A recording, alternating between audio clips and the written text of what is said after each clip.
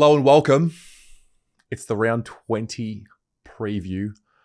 We are playing Port Adelaide. Friday night, 7:40, Marvel Stadium, 5-day break. No time to fluff around. It's the real deal now. We are entering the final 5 games of the 2024 season. No, I need this. We want this. This is what we want. I was thinking that season comes, season goes. We're towards the home stretch. It's approaching. We're about to enter the home stretch. It's been a fun season. Ebbs and flows. We're sitting second right now with a 12-8 record. I think we're going okay. I think a little bit more than okay. We're going good.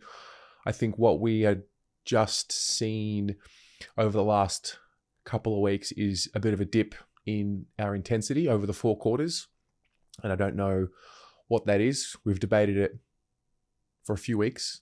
Is it mentality? Is it structure? Is it a little bit of both? But I'd like to think that now that we're approaching this home stretch and we're playing a really formidable opponent in Port Adelaide, who are going to be very much up for the task and very capable of winning and beating us, I'd like to think that we start to see, I guess, just the reignition of the group's focus. I know for me personally, the last month or so, kind of reflecting now that we're out of it, it kind of felt like a grind. It's the grind of the season. It's that point in the season where you're well and truly in it. It's the week to week. It's backing it up.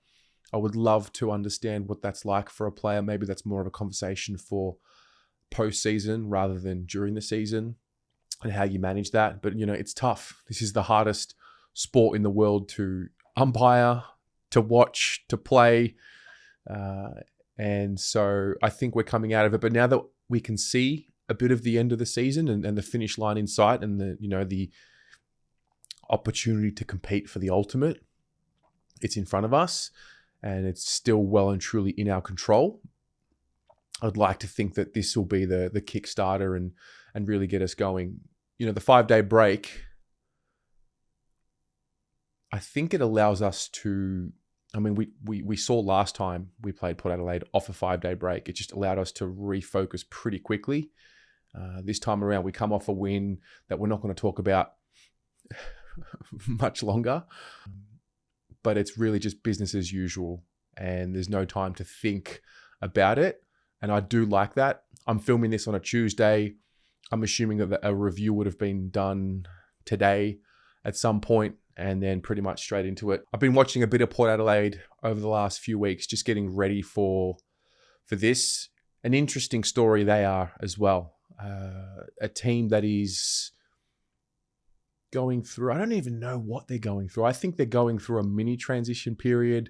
They've got this new guard coming through, but I feel like they've balanced it really well with the older guard. I'm talking particularly with their forwards. I think Georgiades is starting to really shine through. They've had Rosie and Butters come through. Horn Francis is going to be something special for them. They've been in the top 4, out of the top 4, sacking Ken, not sacking Ken. A really interesting case study. I'm not 100% sure about them. I know that they're capable on their day of probably beating anyone. And more importantly, us on Friday night, if we don't bring the right approach. But they're in a situation that is not dissimilar to the Giants and not dissimilar to the Dogs a few weeks ago where they have to win. We also have to win, but they have to win to stay in the 8.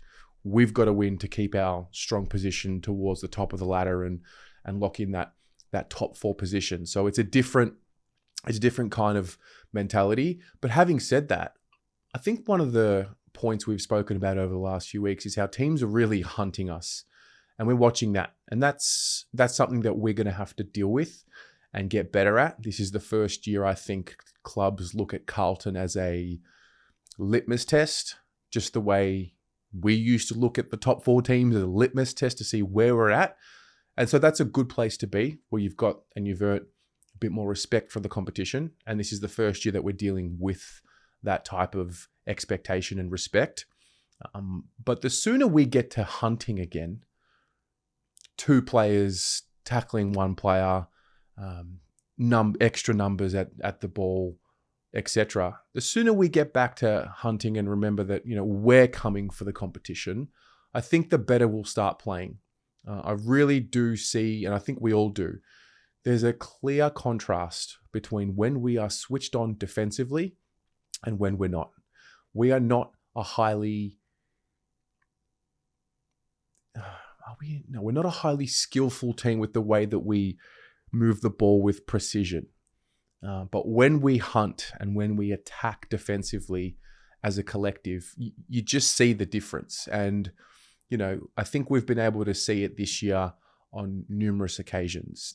They can do it for a quarter and do a lot of damage in a quarter. So there's this power that I see that we possess. And I don't know if it's something we're learning to manage, something we're learning to, spread across the 4 quarters. But it's definitely something that we are now harnessing. It used to be based on emotion because we do have this emotional base within us at the core of our club and at the fabric of the fan base, and we know what it means to be a Carlton person. There is this passion and there is this emotion. And I think our group has gone from a period of learning from just expressing that emotion from the outset and just going until they're exhausted, and now learning this ability to manage it within game and know when to tap into it. And that's what I think is really important over the course of the next 5 weeks, 9 weeks really, next couple of months as we build towards the pointy end of the season, how to manage that game, how to manage that emotion, and how to manage that. It's hard to expect ballistic defensive pressure for 4 quarters, 24 rounds in a season. It's really difficult. This game is so hard. It's a game of, they say a game of inches. It's a game of millimeters almost. We spoke a bit about the pressure ratings on the Blue Broad show on Monday and what makes a pressure rating. And it's, split into 4 categories. And the lowest of that is corralling. So, we want to get less of the corralling and more of the actual physical pressure. And I think we can tap into it. I think the deficiencies that we've seen with this group, everyone's got them, but I think the deficiencies that we have can be fixed in 5 weeks. Really, they can be fixed in 1 game, if I'm honest. It's really it's a mental application for this group. It really always has been. And to be honest, I'm not so worried about the talent we have. I don't think any of us really are. It's more about how they apply themselves defensively. So that's what I want to see unlocked. I want the key to be put into the ignition and then start our engines and get going and start our run and go from now. That's what I'd like to see. Something that is trending, which definitely has to be fixed up. For some reason, our last 3 second quarters have been damaging against us. I don't know what it is. I don't know how it happens. I don't know if there's a science behind it. I don't know if it's a coincidence, but the last 3 weeks, 2 losses and a win, those second quarters have really hurt us. So that could just be a lapse in concentration. Could be as simple as that. Do you notice that? Do you have any reason as to why that might be the case? Definitely share your thoughts with me below. So that's that. The other piece of news, which I think is, significant for this week, is I think the injuries and just the bodies. We're banged up. So Walsh, Kennedy, very banged up. Walsh copped a really nasty knock to his back, which is obviously a really sensitive spot for him and for us. So the question about whether or not he gets up for this Friday remains to be seen or answered. I did like to see a little bit more wing minutes for him, playing on that left wing last week for a lot of it. If you watch the ratings, you would have seen his heat map was a lot different to what we've seen for the majority of this season. So I did like seeing that. Kennedy was an interesting one. We seem to have extra midfielders in the team. He seemed to play a little bit more behind the ball. I like him on the ball. I think that's where his best position is. But look, team selection is a whole other conversation, because you've got these positional conversations and then you've got names like McGovern, Jordan Boyd, Brody Kemp, Zach Williams, who I don't think will be available. Jack Martin, who's been in the VFL for a few weeks. So you've got these names who pre-season, you're putting them in the mix. And right now, one of the newest challenges for us is having too many options. So previously it's been, you've got to make team selection work with what you've got, because early in the season we had something like 13 or 14 on the injury list. And I think 8 or 9 of them were in the, that considered into players that could play and impact in the first team. And now you've got so many options, you've got to get the mix right. So the team balance, playing Chincotta, playing him in a role. Last week was the first time that he didn't particularly have a tagging role for the majority of the game. Rather, he was moved to different places around the ground at different times, at different matchups. So that's another conversation. I don't want to be the selection committee at all. I get a headache just talking about it and asking the question. So I can't imagine what it's like for them, but it's high stakes, because anytime you lose a game, straight away, team selection is always one of the first few things that gets highlighted. Then the other, I guess, selection headache, it's no longer a headache, but I think I missed the headache already, and that is the ruck headache.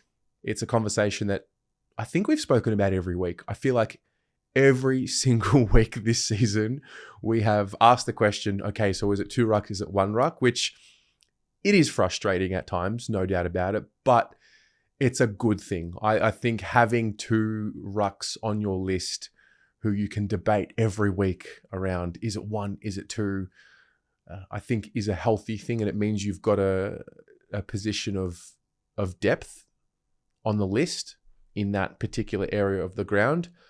We lose Tom de Koning for the remainder of the home and away season. Spoke about it yesterday. Got the fractured foot, got the punctured lung. Awful news for Tom. And that's that. Thankfully, we gave Mark Pittonet a 4-year deal. Thankfully, he's more than capable. I feel it's disrespectful to call him a backup. I just believe we have a squad. I think he would start on a number of teams in this league. And, I think the beauty of it is you've got 5 weeks now, with clarity and certainty that he's going to be your ruck for the next, really for the rest of the season. Fingers crossed that he doesn't get injured for the rest of the season. I don't know what we're going to do if that was to be the case. Last week, Tom obviously, he fractures his foot in the first quarter, somehow plays on, then punctures his lung, which in a really warped, twisted way helps the team a lot, because I think we'd be fucked, for a lack of a better word, had Harry or Cripps needed to ruck for 3 quarters against Tristan Sherry. So I think Tom really saved us there. And I don't know if that's going to get spoken about a lot, but I'm petrified at the thought of Harry and Patrick Cripps or Kennedy, whoever else, having to ruck for 3 quarters, center bounces, knees in the ribs, the whole lot. So for Tom, really Herculean effort to get back on the ground, and, we're going to miss him, but, his story is far from complete. If anything, it just gives him an opportunity to watch the game from a different lens, learn about the game, study the game in a different way, and sometimes that can help. And whether we see him again this year or not, I don't know. But what I do know is you got to focus on what you do have, and that's a very capable, combative, warrior-like ruck, traditional ruck in Mark Pittonet. I think he gets an opportunity now to develop as well, because when he plays, he generally plays with Tom. Rarely do we see him play on his own. So yeah, it's big. It's a big thing. Out of he and Tom, he's definitely the more effective ruck when it comes to getting and giving us first use. So I think the responsibility lays on Pitto to come in, lead the charge and own that, but also our midfield, which in a really funny way, I think our midfield group has escaped a lot of criticism. They need to lift as a collective. It's not one of them or 2 of them. It's just the group of them. Now, it has been changing a lot, and that might have something to do with it. But when this midfield hunts the way that we know that they can, we're the best team in the league. I genuinely believe that. When we bring that full focus and energy into the defensive side of the game from the middle of the ground, and it starts there really. Contests generally start from the middle of the ground. Best team in the league. So That is what I want to see us tap into. And, you know, this is it. This is it. It's about to reignite. You know, the fire starter. I would expect the crowd to get right into it now. I don't know. Do you feel that? I think naturally, given between rounds, you know, 16 to 18, 19 or 15 to 18, 19, it's the grind of the season. Now there's that point in the year that we're about to enter where it's on now. Stakes are high. The margins for error, they get less and less every single week. And it's really paramount what we could do this week with the win, what it would do for the position in the team. One week is not more important than the next. Every week has pretty much the exact same importance, given that you're still playing for 4 points. I think one more win gets us qualified and clinched in the finals with, you know, 4 more games to go, which is a really different position to be in rather than clinging on to the last couple of rounds. And so that's really what it is. I can't wait. Friday night footy again, Marvel Stadium. It's going to be an absolute belter. And I think Port will take it right to us. And hopefully we can continue the trend with Michael Voss never having lost to Port Adelaide since coming across to Carlton. I mean, to be fair, we've only played him a couple of times since 2022, but we'll take it. So that's that. What about you? Where is your head at? What are you thinking about this week? I don't want to dismiss too much about last week in a disrespectful way, but because obviously the way you play and the method in which you play is important. So I'm really mindful not to do that, but the method and the process is what got us playing the good footy that we were. And now I just believe it's time to get back to that. So how do you see the build up to Port Adelaide this week? What do you do with team selection? I think we know that Mark Pitternet for sure will come in for Tom De Koning. If you're watching this later on a Tuesday, you probably have seen the injury report. So I don't know who else is sore. I think Blake Acres is the other one that I'm a little unsure about if he's going to be ready to play this week. He was a sore boy as well. And so, yeah, shed some light on what's in your mind ahead of this week, and we'll go from there. Go Blues. Hey, thanks so much for watching this video. Hope you enjoyed it. On your way out, don't forget to like the video, subscribe to the channel if you haven't already, and also go and check out the BA shop. We've got hoodies, t-shirts, AirPods case covers, key rings, water bottles, and of course, the BA pin. If you have any questions, feel free to reach out. Thanks again for your support. It really does mean the world. And of course, go Blues.